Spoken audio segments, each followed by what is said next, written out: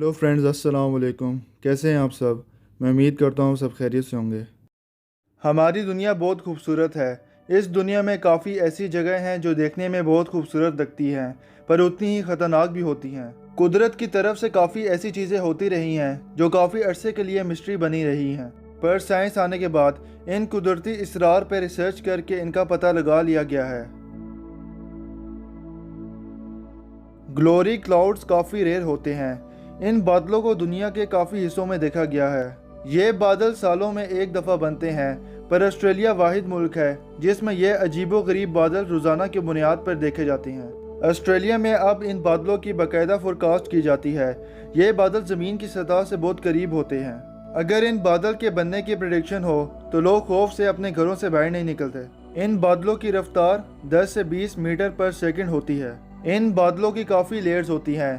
ये बादल एक भी हो सकता है और 10 भी हो सकते हैं। रिसर्चर्स का कहना है कि जब ये क्लाउड्स मूव करते हैं तो मूवमेंट से एक नया बादल खुद ब खुद बन जाता है और वो बादल जो सबसे पीछे होता है वो ख़त्म हो जाता है। इन बादलों को सबसे पहले ऑस्ट्रेलिया पायलट ने 1942 में रिपोर्ट किया था।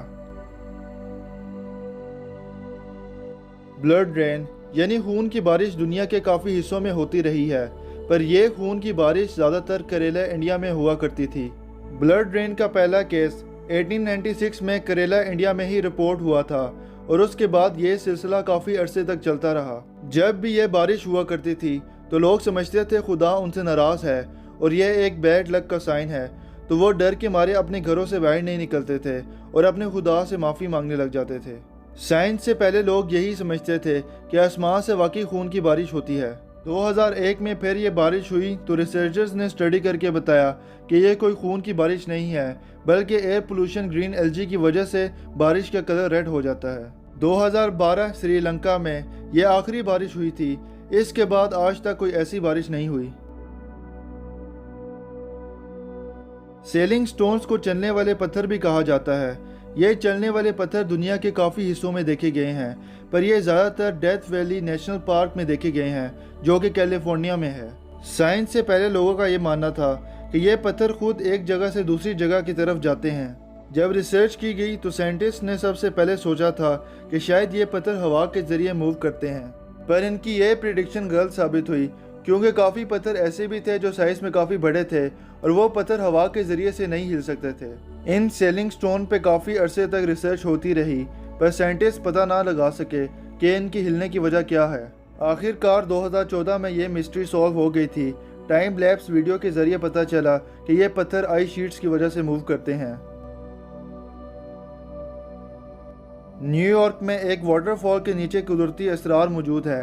वाटरफॉल के नीचे कोने में आग का शोला है जिसकी लंबाई 8 इंचेस है, पर सबसे हैरानकुन बात यह है कि यह आग का शोला तकरीबन पूरे साल रहता है, यानी सख्त ठंड में भी यह आग का शोला बंद नहीं होता। साइंटिस्ट का मानना है कि यह आग का शोला हज़ारों सालों से है। इस फ्लेम की जलने की वजह एक पत्थर है जिसका नाम राइन स्ट्रीट शेल है, और इस पत्थर के बारे में माना जाता है कि यह पत्थर ज़मीन की सतह से 400 मीटर नीचे होता है और काफ़ी सालों बाद उभर आता है। और इस पत्थर में नेचुरल गैस की कंसंट्रेशन काफ़ी हाई होती है, और अगर यह फ्लेम कभी बंद भी हो जाए तो हाइकर्स इसे जला लेते हैं।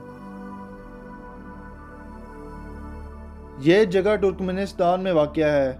यह एक गार है जिसमें कुदरती गैसेस हैं। इस गार में 24 घंटे आग लगी रहती है। साइंटिस्ट का मानना है कि इस केव में 1971 से आग लगी हुई है। रिसर्च के बाद साइंटिस्ट का कहना है कि आग लगे रहने की वजह इस केव में मौजूद नेचुरल गैस है। साइंटिस्ट ने इस गैस को ख़त्म करने के लिए ऑपरेशन सेट किया, जिसमें उन्होंने आग को बुझाकर गार को मज़ीद खोदना शुरू कर दिया जिससे सारी गैस निकल आए, लेकिन बाद में पता चला कि यह गैस काफ़ी पॉइजनस भी हो सकती है।